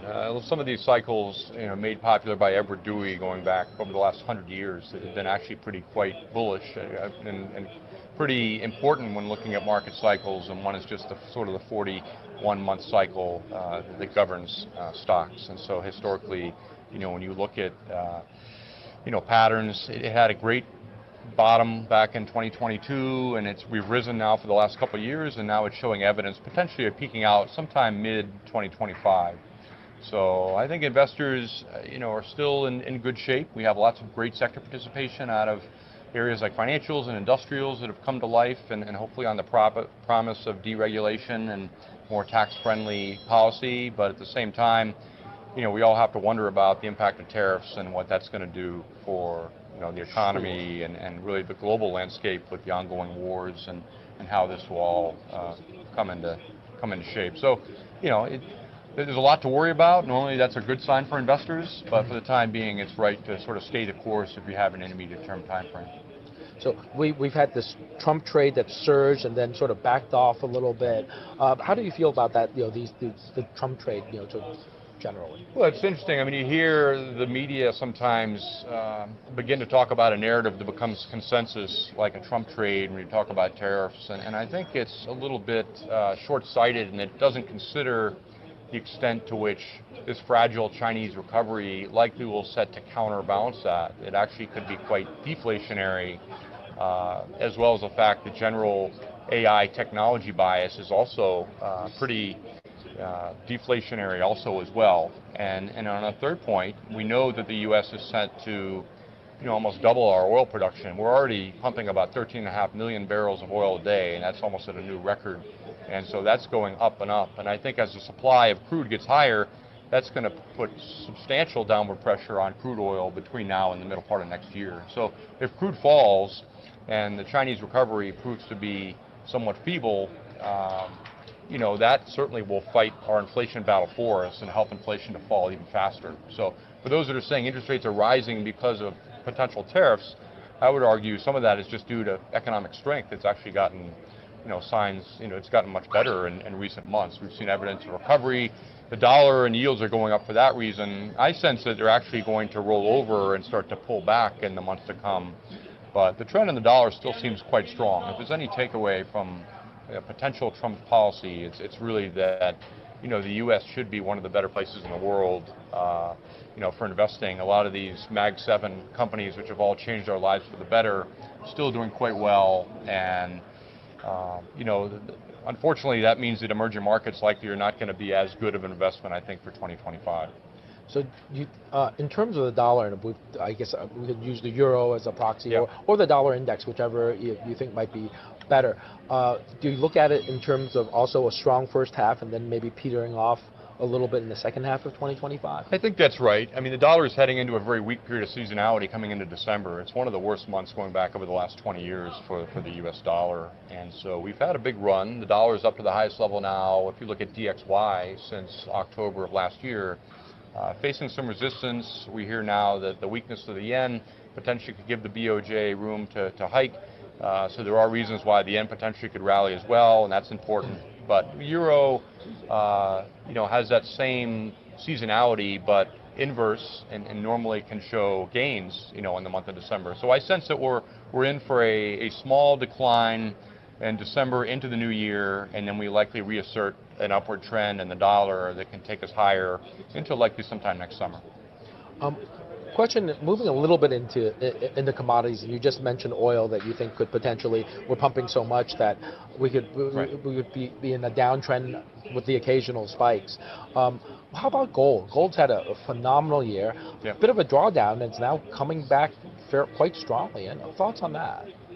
I love precious metals. I think that's really the place to be heading into 2025. I see this recent pullback is starting to stabilize and turn higher for gold. I think gold is more attractive than silver. Silver obviously is tied to potentially that Chinese recovery, and so gold is really preferred over silver. I think gold moves back to new all-time highs, likely into year end. And even after consolidation, I think it should outperform and do well in 2025. Historically, times when the Fed starts to cut rates are great for gold. And so I think that that's one place for investors that are getting potentially skittish about technology, you might want to turn. I think gold is an excellent choice there. Now, in terms of, do you have any sense on? I think this is very China sensitive, but base metals, particularly copper, looked like it was going to rally through 10,000 quite aggressively, and then it's had a very disappointing consolidation. Any thoughts on copper and on the base metals and sort of in general? I do think it's proper to look at China with regards to copper. Copper had a very good move as China was rallying, as the FXI and Chinese equities, and recently that started to pull back. So I sense that we could be on the verge of making a minor bounce into next year, but if the dollar is going to be strong, that's likely going to put downward pressure on many commodities. And I think, unfortunately, copper is very heavily tied to China, and really a lot is going to depend on their ability to be able to help their economy stabilize in their own housing market.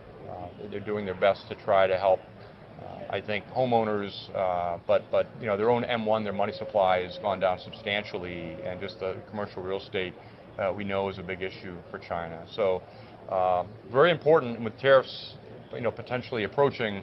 That's also really a known unknown in terms of what could affect the Chinese market, and for that reason, I'm a little more neutral at best on copper. I think it's probably going to have a difficult year in 2025. probably easier things to trade than copper. It feels like. One thing I do want to get to is certainly the bond market, and having been in the market for a long time, I always felt that all the disasters can help, starts and ends with the bond market actually. Right. So we have some uncertainty in terms of how much the Fed is going to, excuse me, be able to cut. And yields have backed up quite substantially over the past weeks to months. How are you feeling about the yields in general, or any specific parts of the yield curve that you think could be primed for a move that may be a little unexpected? Yeah, that's a great question. Look, my own feeling is that yields should head down starting next spring, really for the majority of 2025. So I do like Treasuries. I think part of that could come from eventual signs of economic weakness. I think a lot of the Fed's hikes, in recent years really haven't filtered into the U.S. economy yet. It's been a very unusual post-COVID recovery where we still have this work-from-home mentality. A lot of the U.S. investors have locked in at very low interest rates, and now that's affected the housing market. Yields have risen pretty sharply, mortgage rates have risen, and housing is unaffordable. So we know that hiring has slowed down a little bit, but the economy still seems pretty strong outside of just a little bit of weakness on the fringes. But my own cycles for yields say that we have an initial rollover, which likely lasts about a month, and then we start to push up again into February, March of next year, where I don't sense that the yields will get back over 5% on the 10-year. But then my own studies say that we're likely going to start to turn down. So my thinking is that could be a sign of economic weakness starting in the latter part of 2025. It causes that downward pressure on yields. Let's not forget, we did see almost a 40-year bond bull market that was finally broken with that big move in yields that happened a couple of years ago. And so I think that the long-term direction for yields should be higher as we start to normalize, but I sense that over the next 12 months, we likely could be in store for further downward pressure on yields. You make a very good point. A 40-year bond market, there's nobody in the markets now who remembers, a long, a systemic bear bond market. Right. Where it's going to rally, and if you say that, as you say that, ultimately, if yields have to turn eventually higher a year from now, wherever, I think that's going to be it'll teach a new generation of traders something a little bit different. Now, I do want to get to something that's been moving sharply, and could I get graphic one? And this is Bitcoin. Okay.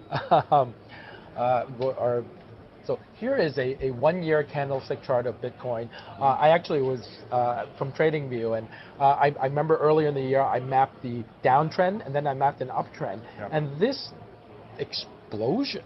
Right. I may have hit 100,000 in the time that we've been sitting here. What do you make of this chart? I don't know what to make of it. Well, look, historically, cryptocurrencies have had a tendency to move in these little spurts where it goes sideways for a lengthy period of time, and then they break out and they make the majority of the year's gains in a period of a few months, and then they go into another sort of sideways cocoon. And so, it is important to recognize what the current trends are, what the cycles are for cryptocurrencies, and really what the sentiment is. I tend to be a little bit more cautionary here on entering new positions in cryptocurrencies. And for the record, I do own cryptocurrencies, but I think that we are going to peak out sometime in the middle part of December, and at the first quarter actually could be a time of consolidation for the entire crypto space, which will be a disappointment to many people, but that's within an ongoing uptrend. Keep in mind we've almost doubled just in the last few months. Bitcoin has been up, I think it hit 15,000 in 2022, and now we're close to 100. So it's been a historic run just in the last few years. But these kind of movements, they don't last forever, and it is important to recognize that now that the sentiment has gotten so optimistic. We know that Gensler is now stepping down.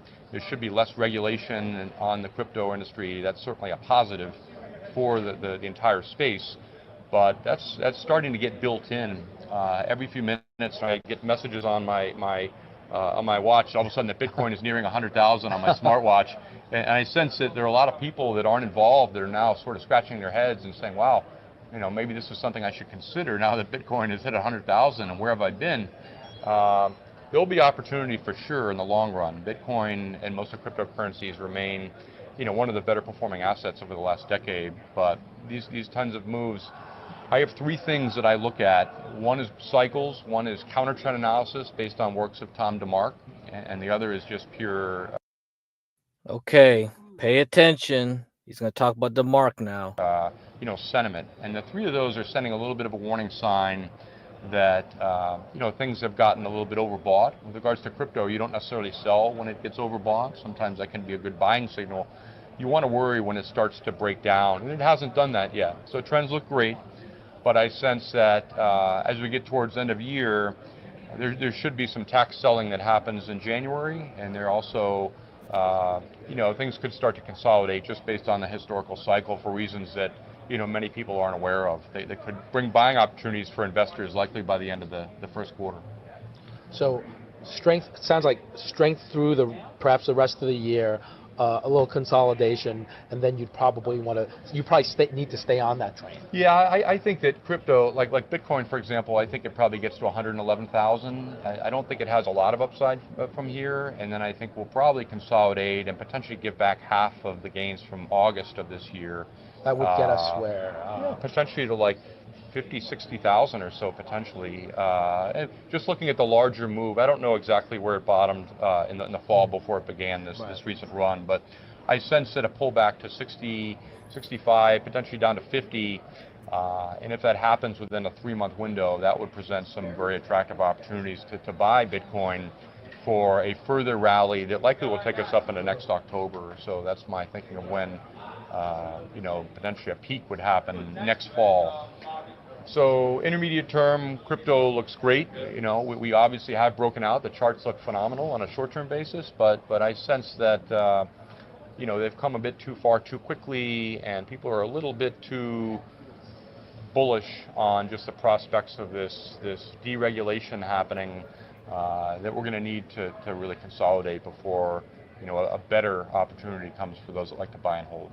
And what you say makes so much sense, but I have a very modest part of my portfolio in there, and I take profit, and I can't ever get back in. It was sort of like gold, and I'm an old gold trader, and I'm like, I sell some of my longs, and to take it back on, it doesn't come back, and I'm not long enough, and it's very frustrating. But I will tell you that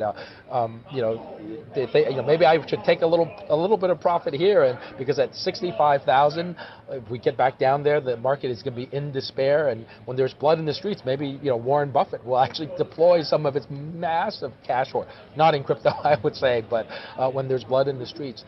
Just following a little bit more on crypto. Any other any other coins that you follow closely that you think you have a strong view in? I love Solana. SOL, that's also one that I own personally. I think that's in a similar situation to Bitcoin right now. I mean, it recently just broke back out to new all-time highs. I think it's very constructive technically. I sense that also will come into some consolidation in the first quarter of next year. Ethereum has been one that I would really start to watch carefully for investors because that's been the chronic underperformer. And we saw ever so slight evidence of that starting to change and rally a bit in the last month relative to Bitcoin. So I sense that could be on the verge of potentially having its own breakout year after a number of years of underperformance. Really? Okay. So, the technicals now suggest that a sort of a base is forming relatively speaking. So I would warm up to the idea of Ethereum, similar to Bitcoin though. Wait for weakness for those that have maybe under a 6-month time frame, and certainly look to buy dips. And with everything in crypto, I mean, it's good to do things gradually, whether you be selling or buying. One has to be able to stomach the volatility, and it depends on one's own risk tolerance as to how much of a portfolio you want to include in cryptocurrencies. Yeah. Right. I want to switch gears a little bit and talk a little bit about sort of the philosophy behind technical analysis, Sure. if you don't mind. So in my mind, tell me if I'm wrong, but the technical analysis is useful in that it sort of captures the emotion and the thinking and the fears, I guess, of the people who are trading it. Am I right there? Well, technical analysis allows one to really strip off the blindfold and examine whether trends are higher, lower, or sideways, and it just captures price action along with volume, but one has to include sentiment and seasonality and there are hundreds of different indicators that one can make use of depending on one's own time frame. So some of us are better suited for, day trading, some are better swing traders, some are better long-term investors, and there are technical indicators that work for each of those, but it's always beneficial for investors to make use of something which will help to line up your fundamental idea with something that actually is starting to show good price action and actually participate, to be able to reflect, help to line up your fundamental idea with something that actually is starting to show good price action and actually participate, to be able to reflect those fundamentals. And that's not always the case. I mean, sometimes things can be sideways for a lengthy period of time, and people look at Microsoft and they think, wow, a phenomenal company, and it is, but the stock's gone nowhere since February. And so by using technicals, one can enjoy movement in software companies like Palantir that are showing excellent strength, and just waiting on other stocks while they attempt to break out and really participate. So I find it, a great way to strip out that emotion, to your point, to be able to look at things and really understand why price is moving, and to some extent you come to learn over the years that there's very little that the Fed does or what earnings do, or any sort of economic data that oftentimes help to describe what's happening on a day-to-day basis in the markets. I mean, a lot of it is based on cycles and sentiment. It's less about, earnings that drive stocks on a day-to-day basis, and the more you learn about psychology and sentiment, it just really it helps one to really discover, how technicals can really aid one in investing. Do you approach, sort of single name stocks or a commodity a little bit differently than when you're looking at the technicals for something like an index, or there's a lot of names to it? Is there a little sort of a difference that you keep in the back of your mind for the benefit of our viewers who may not? No, I don't think so. Look, honestly, I was always taught to buy high, sell higher, and sell low, cover lower. I don't like to buy dips. Many of us have tried. You hear, it's human emotion to want to buy low, sell high, but rarely does that work as well in practice. When you try to buy something that is, has been, under a lot of pressure, and you might hope that it's fundamentally worth a lot more, it's just very, very difficult. You almost always want to concentrate on things that are within 5 or 10% of 52-week highs, or even 26-week highs, something that is starting to show good price action. William O'Neill wrote a whole book about this, and he studied over the last 100 years the stocks that went on to make 2, 3, 4, 500%, and they all have one thing in common. They all moved to new all-time highs before that move started. And so investors, often might want to look at things that are starting to show strength, which does bring one into more of a momentum-based strategy.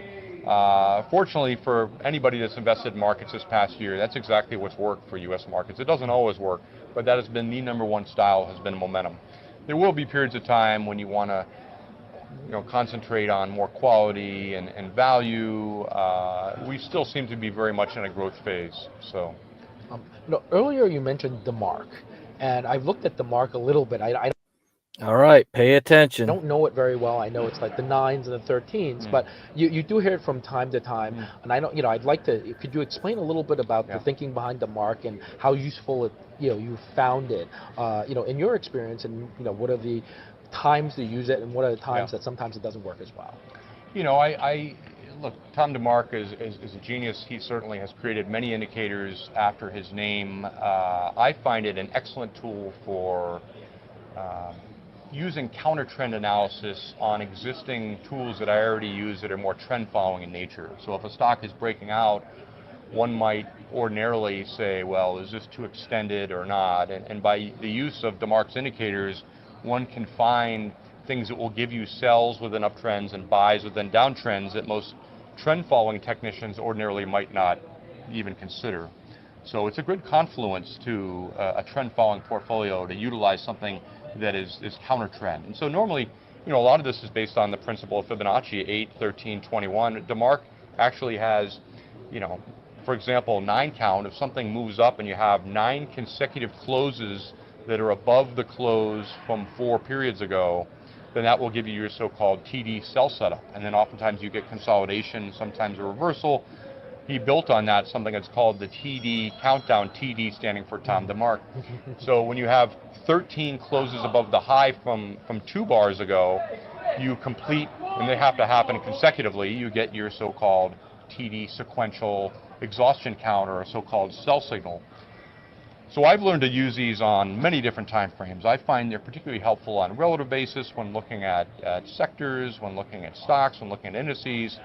It's very wonky type stuff, and so I don't want to bore the listener by any means, but it is something I find very useful to really help to, you know, add something to my existing toolkit as a way to approach markets. Yeah, I appreciate that, because sometimes when I see a tool, I feel a need to understand why it works, and, right. and sometimes, you know, and you know, Tom DeMark has done really, as you say, has done really right. well, and there's just really not a lot of free access to DeMark. I don't think there's any free access to DeMark actually. Well, one can buy his books, but yeah. that doesn't necessarily tell the whole story. It's really important to watch how those indicators work live. He does have software, it's called Symbolic, that I use. It's a little bit cheaper than Bloomberg. It allows one to make use of that. It's quite genius getting himself hooked up to Bloomberg, right? How many people? 325,000 terminals. And that's right. Just a fraction of those who buy them. I mean, what a deal. It's a great business model. One thing I also want to ask you to explain a little bit in your thinking behind it is Elliott Wave. Okay. And Elliott Wave, and I remember when I started in the market, there was someone who was literally an apostle of Elliott Wave. Right. But I struggle sometimes a little bit to understand, why uptrends move in, right. 5s and downtrends in 3s. So could you go into a little bit of that for the audience? Well, it's all based on the principles of phi or Fibonacci, which honestly is one of the building blocks of life. It's found all throughout nature, and they use it to build pyramids. Many of us realize that our own proportions are based on Fibonacci, with 3 parts of the finger, 3, 5, 8.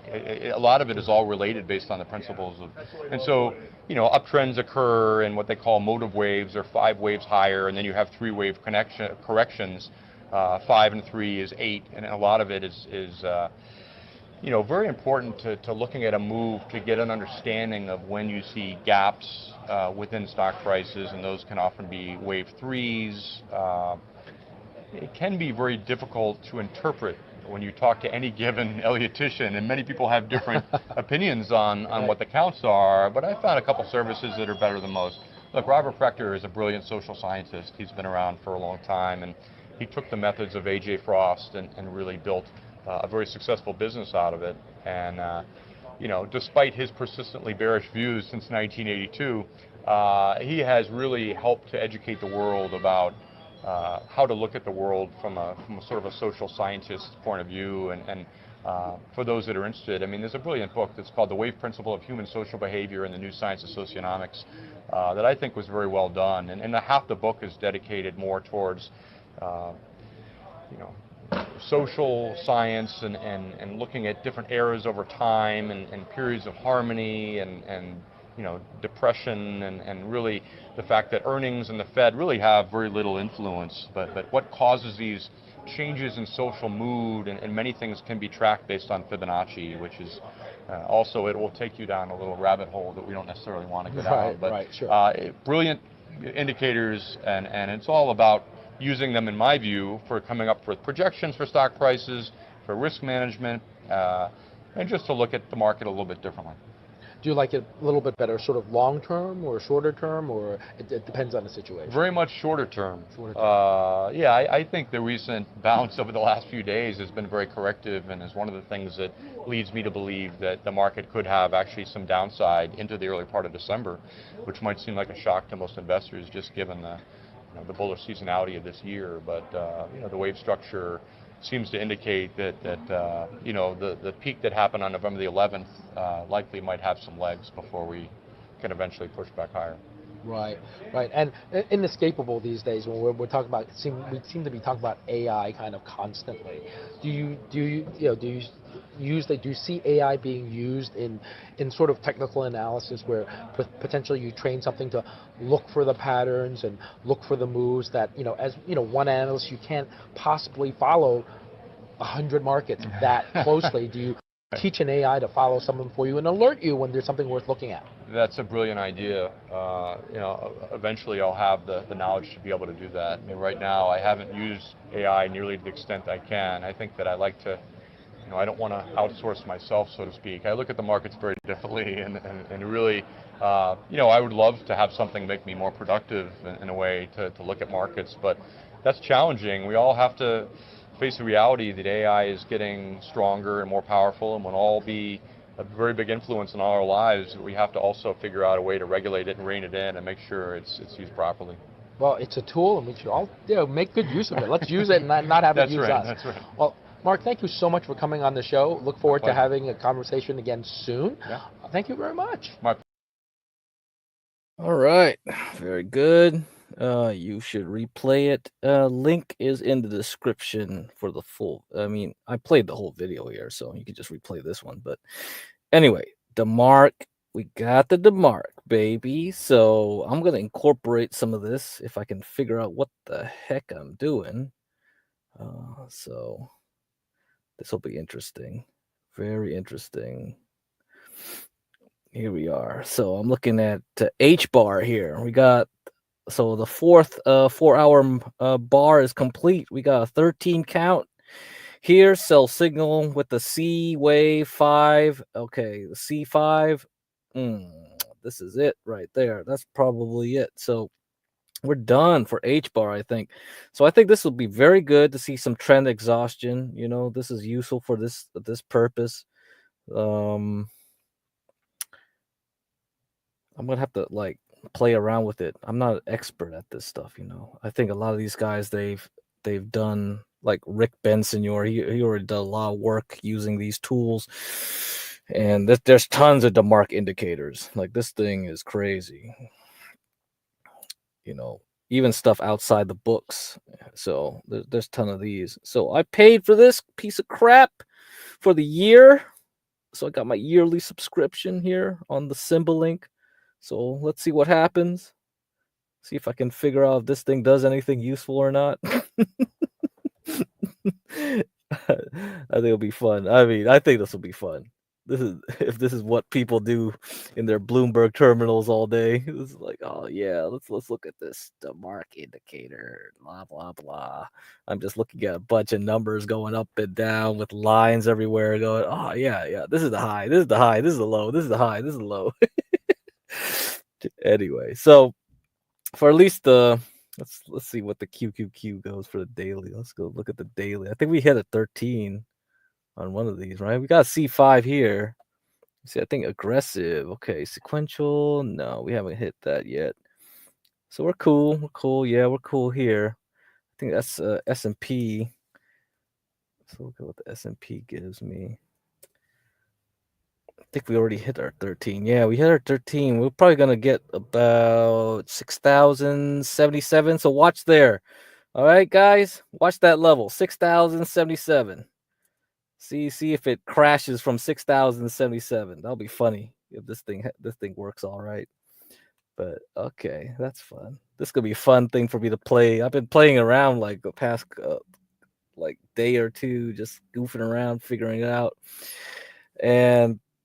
But let me remind you, he was talking about Elliott wave towards the end there. Now, this is not necessarily Elliott wave, but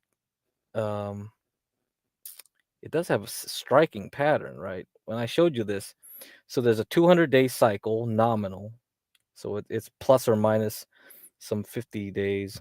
And you get 5 of these 200-day cycles up, 3 down. So that is how Elliott wave does kind of work. But it's interesting. You see this replicated in Bitcoin. So like I said, we have to see. We're in our 4th wave up now, and then there's one more wave up, which is 5. And you heard Mark Newton was thinking like, okay, it's probably going to be October. We're going to hit that 5. What I've seen so far is probably May to June, but things can change. So let's get through this 4th wave up right now, and be warned that the last one, the 5th wave, did not make a significant new high to the 4th one like the the 2018 bull run and the 2013 to 2014 one. So this one, I don't know. We got a new thing going. I think the reason why the fifth one wasn't as strong to the fourth one, you had COVID, you had like the Chinese bubble popping and Bitcoin mining banned. So there was a lot of issues there. Now you're getting a new situation here with Trump, the new SEC. I don't know, altcoin season might take away something. So we got a new set of dynamics coming into play. So wait and see. Okay, guys? But it's going to be an interesting time. For trading, at least. Tons of trading. So HBAR is the new leader on the leaderboard. We'll see what happens in the next 24 hours. So see you then. All right. Good night, y'all. Good night. Feel like I should go. Feel like I should go. Feel like I should go. Feel like I should go. Feel like I should go. Feel like I should go.